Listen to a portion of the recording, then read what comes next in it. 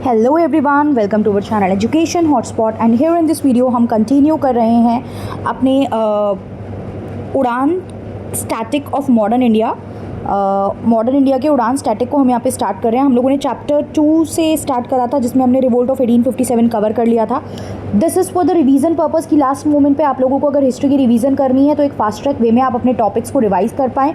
और यहाँ पे कुछ PYQs भी डायरेक्टली मेंशन किए गए हैं कि इस पर्टिकुलर टॉपिक से क्वेश्चन आए हुए हैं, तो एक आइडिया भी पढ़ते हुए आपको साथ में यहाँ पे मिल जाएगा और कम समय में आप अपना ज़्यादा कंटेंट कवर अप कर पाएंगे। This is beneficial for prelims 2025 as well as for prelims 2026 also. तो यहाँ पे हमारा जो chapter that is rise of nationalism in India from the period 1858 to 1905। अब यहाँ पे जो बात की गई है, पहले हमें बताया गया है कि यहाँ पे जो नेशनलिज्म की डिमांड की जा रही थी तो 1885 में आपकी INC यानी एक पॉलिटिकल पार्टी फॉर्म की गई थी, इंडियन नेशनल कांग्रेस नाम से। क्या थी, क्या आइडियोलॉजी थी, फॉर्म कैसे हुई, क्या हुआ, वी विल सी दैट, हम कंप्लीटली देखेंगे। लेकिन 1885 से पहले भी बहुत सारी और ऐसी ऑर्गेनाइजेशन थी जो अलग अलग ऑब्जेक्टिव के साथ काम कर रही थी।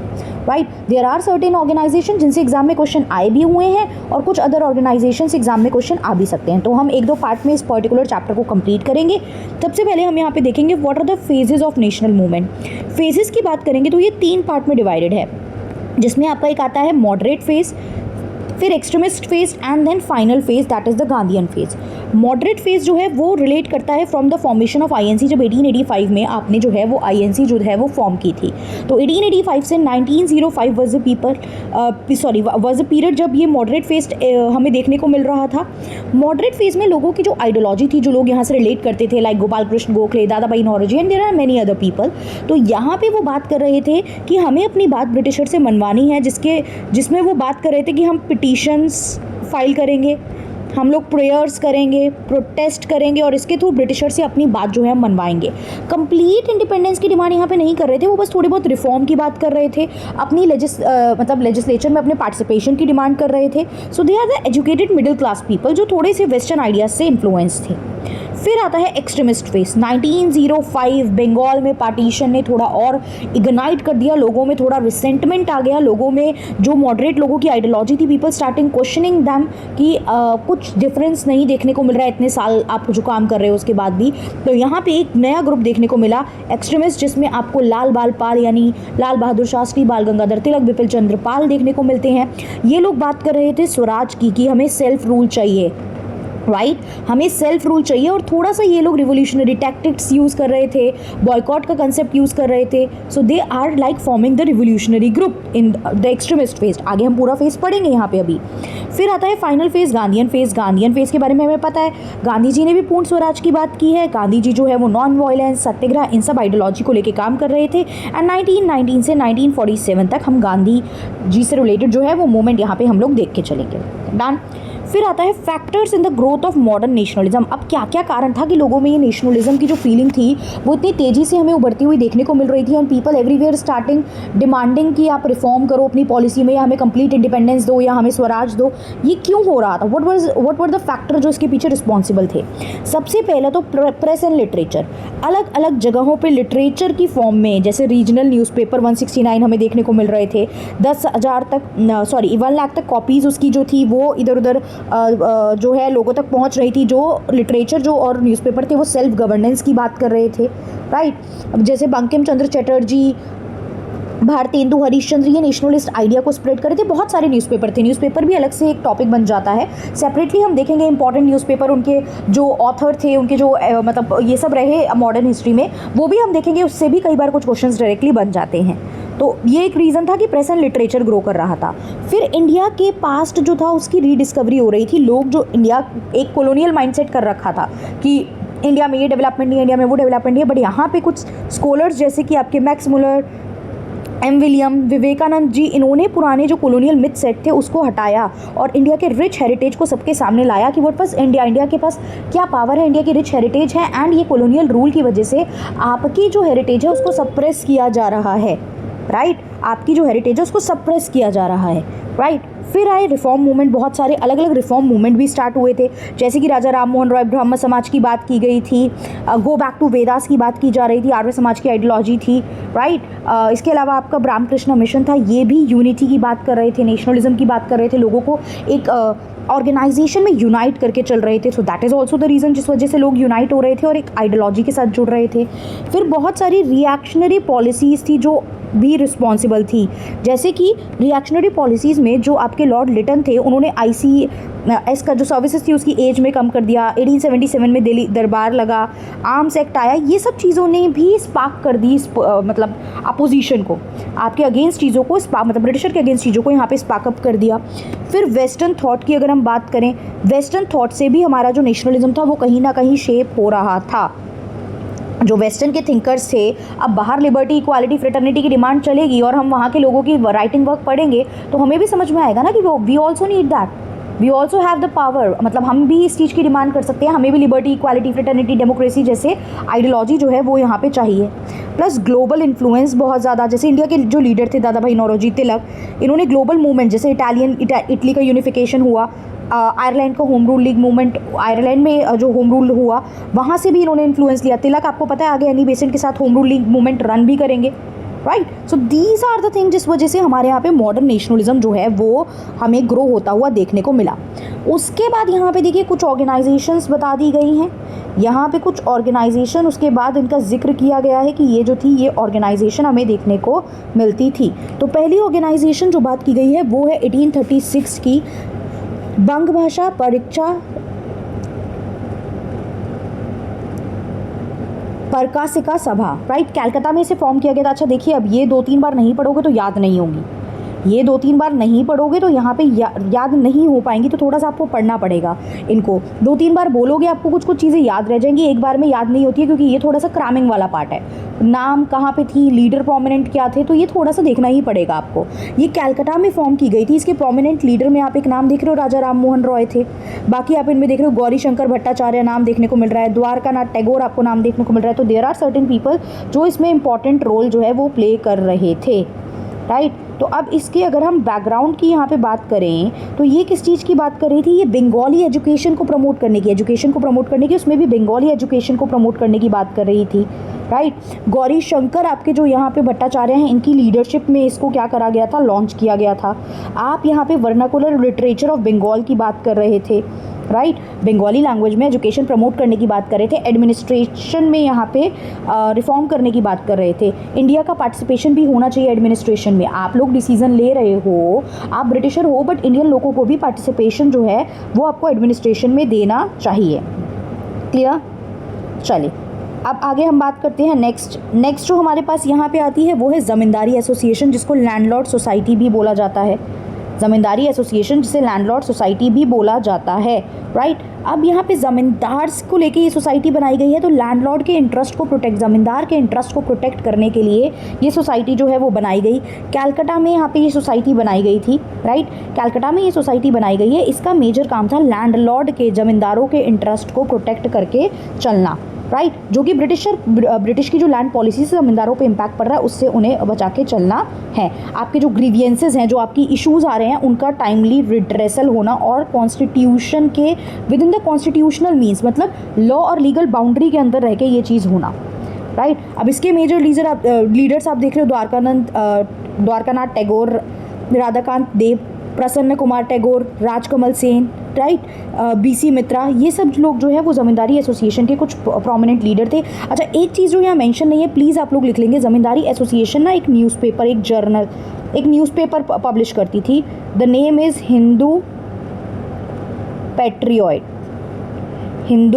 पैट्रियट। अगर पूछ लिया जाए कि कौन सी ऑर्गेनाइजेशन जो है ये एक न्यूज़पेपर पब्लिश करती थी ताकि अपनी कंसर्न, अपने वॉइस को ये रेज कर सके, Hindu patriot was the newspaper जो पब्लिश किया जाता था बाय द ज़मींदारी एसोसिएशन। डन। चलिए फिर अगली सोसाइटी आती है बंगाल ब्रिटिश सोसाइटी, जिसे 1843 में फॉर्म किया गया था कलकत्ता में, राइट। अभी देख रहे हो ये मेजर ऑर्गेनाइजेशन कलकत्ता में ही देखने को मिल रही हैं, राइट। ये बात कर रही थी कि यहाँ पे हम जो है collected information on British India welfare and promoted good citizenship among Indians. हम एक अच्छी सिटीजनशिप किस तरीके से लोगों तक पहुँच सकती है वो हम ले जाने की बात करेंगे। 1843 में इस्टेब्लिश की गई है, कलकत्ता में इन्फॉर्मेशन कलेक्ट करनी है जो ब्रिटिश इंडिया के लोग हैं उनके बारे में, कि किस तरीके से हम लोगों में गवर्नेंस को लेके अवेयरनेस पहुंचा सकते हैं, कि हाउ एक गुड गवर्नेंस कैसे वर्क करती है, राइट। एक गुड गवर्नेंस कैसे वर्क करती है ताकि हम एक अवेयर सिटीजन क्रिएट कर पाएँ, गुड सिटीजनशिप क्रिएट कर पाएँ। जनरल अगर फीचर देखो आज की डेट में आप पढ़ते हो सिटीजनशिप के, गुड सिटीजनशिप के, तो पार्टिसिपेशन होना चाहिए, अवेयरनेस होनी चाहिए, राइट के बारे में पता होना चाहिए, रिस्पॉन्सिबिलिटीज़ फुलफिल करने वाली फीलिंग होनी चाहिए। तो ये सारी चीज़ें यहाँ पे आप बात कर रहे थे। मेजर लीडर अगर हम देखें तो George Thomson, Dwarkanath Tagore, Chandra Mohan Chatterjee and Paramanand Mitra जो थे वो इसके मेजर जो थे वो लीडर हमें देखने को मिले। उसके बाद यहाँ पे अगली ऑर्गेनाइजेशन जो हमारे पास आ जाती है that was British Indian association, 1851 में फॉर्म की गई कैलकाटा में, राइट। ब्रिटिश इंडियन एसोसिएशन ये हमारे पास अगली जो है वो ऑर्गेनाइजेशन आ जाती है। ब्रिटिश इंडियन एसोसिएशन जो थी ना वो मर्ज करके बनाई गई थी आपकी ये दोनों सोसाइटी को, इन दोनों सोसाइटी को मर्ज करके ब्रिटिश इंडियन एसोसिएशन बनाई गई 1851 में, यानी कि आपकी landlord society and Bengal British India society को मर्ज कर दिया गया था, राइट। अब यहाँ पे जब आपने मर्ज कर दिया है और आपने एक ऑर्गेनाइजेशन बनाई है तो आप कुछ ऑब्जेक्टिव पे काम करो। देखो 2017 में इसका क्वेश्चन भी आया हुआ है। प्रेसिडेंट राधाकांत देव थे, जनरल सेक्रेटरी इसके देवेंद्रनाथ टैगोर थे। अब यहाँ पे आपने इन दोनों सोसाइटी को मर्ज कर दिया है और आप क्या कर रहे हो, आप पिटीशन फाइल कर रहे हो, आप डिमांड कर रहे हो। क्या क्या डिमांड कर रहे हो कि भैया मुझे चाहिए यूनिवर्सिटी 3 प्रेसिडेंसीज़ में, मुझे यूनिवर्सिटी चाहिए बंगाल, मद्रास एंड बॉम्बे में, मतलब एजुकेशन की बात कर रहे हो। प्लस मुझे सेपरेट लेजिस्लेचर चाहिए। एग्जीक्यूटिव फंक्शन को जुडिशियल फंक्शन से अलग करो। जो आपके एग्जीक्यूटिव फंक्शन है, जो आपके पार्लियामेंट्री और एग्जीक्यूटिव वाले बेसिकली जो फंक्शन है, आप उनको जुडिशियल से अलग करो, आप उनको लॉ मेकिंग में इंक्लूड नहीं करोगे, मिक्स नहीं करोगे। प्लस जो हायर ऑफिशियल की सैलरीज हैं उनको कम करो और सॉल्ट ड्यूटी जो है, सॉल्ट ड्यूटी अबकारी जो है और स्टैम्प ड्यूटीज़ वगैरह ये सब एंड करो। These are certain demand of the British association, British जो इंडियन एसोसिएशन थी। अब ये भी पूछ सकता है कि कौन सी दो ऑर्गेनाइजेशन को मिक्स करके यहाँ पे जो है वो बनाया गया। अच्छा, जो यूपीएससी का क्वेश्चन था ना, व्हाट वाज दैट क्वेश्चन, उन्होंने फर्स्ट पॉइंट पे लिखा था राधाकांत देव जो थे वो इसके क्या थे, फर्स्ट प्रेसिडेंट थे ब्रिटिश इंडियन एसोसिएशन के। ठीक हो गई वो बात, पहली स्टेटमेंट ठीक हो गई। दूसरा उन्होंने लिखा था कि फाउंडर ऑफ द मद्रास महाजन सभा, मद्रास महाजन सभा भी आगे आएगी, गजलू लक्ष्मी नरासू शेट्टी करके कुछ लिखा है नाम, वो अभी हम देखेंगे।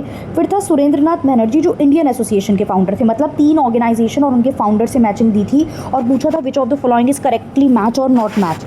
आपने आई होप अब तक PYQ सबने सॉल्व करे हैं, PYQ करे होंगे तो इस तरीके के क्वेश्चन आपको पता चल जाएंगे, राइट। चलिए अगला आ गया आपका बॉम्बे एसोसिएशन को लेके। बॉम्बे एसोसिएशन के फाउंडर कौन आपको देखने को मिल रहे हैं यहाँ पे? बॉम्बे एसोसिएशन के फाउंडर हमारे पास हैं जगन्नाथ शंकर सेठ, राइट। जगन्नाथ शंकर सेठ बॉम्बे एसोसिएशन है, बॉम्बे है तो बॉम्बे से रिलेटेड है। यहाँ पे आप लेजिस्लेटिव रिफॉर्म लाने की बात कर रहे हो। इंडियन लोगों का पार्टिसिपेशन होना चाहिए गवर्नेंस में। जो कॉलोनियल पॉलिसी है वो गलत है यहाँ पे।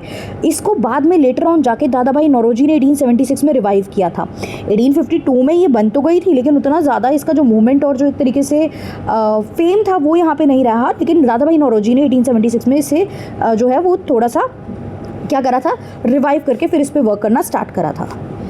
नेक्स्ट आती है आपकी Madras native association. Madras native association जिसके फाउंडर थे गजुला लक्ष्मी नरासू शेट्टी, राइट। अब ये क्या दिया है ना, ये आपको क्वेश्चन यहाँ पे दिया हुआ है इस तरीके का, तो आपको ध्यान रखना है फाउंडर्स को लेके ही क्वेश्चन आया है। गजुला लक्ष्मी नरासू शेट्टी मद्रास नेटिव एसोसिएशन की बात यहाँ पे की गई है। अब यहाँ पे ये मद्रास प्रेसिडेंसी की पहली आपकी पॉलिटिकल एसोसिएशन थी जो बात कर रही थी कि जो भाई क्रिश्चियन मिशनरी है, आप क्रिश्चियन रिलीजन को हमारे यहाँ प्रमोट करो, उसको हटाओ। और ये जो लेक्स लोकी लॉज की बात आप करते हो, अब क्वेश्चन आता है ये क्या है लेक्स लोकी लॉज। तो देखो ये एक लैटिन फ्रेज है, लैटिन फ्रेज है मतलब लॉ ऑफ द प्लेस, उस पर्टिकुलर रीजन का। लेक्स लोकी लॉ का मतलब होता है लॉ ऑफ द प्लेस, उस पर्टिकुलर रीजन में जो लॉ एग्जिस्ट करते हैं, जो कानून वहाँ पे चलते हैं। डन। फिर आता है east India association. East India company नहीं है ये, ईस्ट इंडिया एसोसिएशन की बात है। यहाँ पे लंदन में बनाई गई, जो दादा भाई नौरोजी ने फॉर्म की। इंडिया के वेलफेयर को आप प्रमोट करो। दादा भाई नौरोजी ने वैसे भी आपकी drain of India's wealth theory दी है, इकोनॉमिक लेवल पे बहुत काम किए हैं इन्होंने। INC के प्रेसिडेंट ये रहे हैं, राइट। तो यहाँ पे ब्रिटिश के पब्लिक ओपिनियन से काफ़ी ज़्यादा इन्फ्लुएंस थे और इंडिया में भी बाद में इसकी ब्रांच जो है हमें देखने को मिली। तो याद रखना ईस्ट इंडिया एसोसिएशन लंदन में फॉर्म की गई थी बाय दादा भाई नौरोजी, मैचिंग बिल्कुल आ सकती है। फिर आती है पूना सार्वजनिक सभा। सार्वजनिक मतलब फॉर ऑल पीपल, सार्वजनिक क्या होता है, फॉर सबके लिए ना। तो इसके जो फाउंडर्स थे, नाम इंपॉर्टेंट है, MG रनाडे, याद रखना 1871 में इन्होंने ज्वाइन करा था। GV Joshi, SH Sathe and SH Chiplonkar, these are the person जो 1867 की पूना सार्वजनिक सभा से जुड़े हुए थे। यहाँ पे एक आप मीडियम का काम कर रहे थे पब्लिक ओपिनियन के लिए और गवर्नमेंट और लोगों में इंट्रैक्शन स्टैब्लिश करने के लिए, कि हम लोग लोगों की बातें गवर्नमेंट तक, गवर्नमेंट की बातें लोगों तक, हम लोग इस चीज़ में काम करेंगे। और सोशल रिफॉर्म की आपको बात करनी है। पॉलिटिकल पार्टिसिपेशन मतलब नॉर्मल लोगों का पार्टिसिपेशन भी पॉलिटिकल लेवल पे हमें देखने को मिलना चाहिए। फिर आती है इंडियन लीग कैलकाटा में जो शिशिर कुमार घोष ने फॉर्म की, अगेन इंपॉर्टेंट, याद रखने हैं फाउंडर के नाम। इंडियन लीग देखो 2-2 बार बोलो, फिर खुद को सुनाओ या किसी और को आप ये PDF ओपन करके दे दो, या फिर अपना जो अगर आपके पास मैगजीन है तो मैगजीन दे दो और बोलो कि आपसे सुन ले फाउंडर्स, आपसे फाउंडर सुन ले। एक जगह फाउंडर्स के नाम 2-2 बार बोलो, एक जगह लिख लो एंड देन याद हो जाएंगे। This is the only way to learn the thing, और इसके अलावा कोई और तरीका नहीं है। नाम कोई आपको समझा नहीं सकता है, हर चीज़ के मेमोनिक्स बना के नहीं आप सब कुछ याद कर सकते हो। कुछ चीज़ें थोड़ा सा एफर्ट लगा के करनी पड़ेंगी हमें याद। इंडियन लीग जो है वो क्या कर रही थी, वो नेशनलिज्म के बारे में बात कर रही थी, पॉलिटिकल एजुकेशन के बारे में बात कर रही थी, राइट। मिडिल क्लास के अलावा भी बाकी जगह भी आपको रिप्रेजेंटेशन, मतलब मिडिल क्लास के अलावा भी बाकी लोगों का, लोअर क्लास वगैरह का रिप्रेजेंटेशन होना चाहिए। फिर आता है इंडियन एसोसिएशन। इंडियन एसोसिएशन या इंडियन नेशनल एसोसिएशन जो कलकत्ता में 1876 में फॉर्म की गई थी बाय सुरेंद्र नाथ बनर्जी एंड आनंद मोहन बोस। ये भी क्वेश्चन पूछा गया था, जो मैं बता रही हूँ 2017 में मैचिंग पूछी गई है ना। So this was also the thing जो मैचिंग में पूछा गया है, तो नाम याद रखने हैं। इन्होंने इंडियन सिविल सर्विस रिफॉर्म के बारे में बात की है। ऑल इंडिया कॉन्फ्रेंस 1883 की हुई थी, उसको भी स्पॉन्सर इसी पार्टी ने फंडिंग वहाँ पे की थी, राइट। आर्म्स एक्ट और वर्नाकुलर प्रेस एक्ट के अगेंस्ट भी इन लोगों ने बात की है। तो ये सारी चीज़ें यहाँ पे। अच्छा, एक जर्नल भी पब्लिश करते थे, ऊपर मैंने हिंदू पैट्रियट बताया था, यहाँ पे ये इंडियन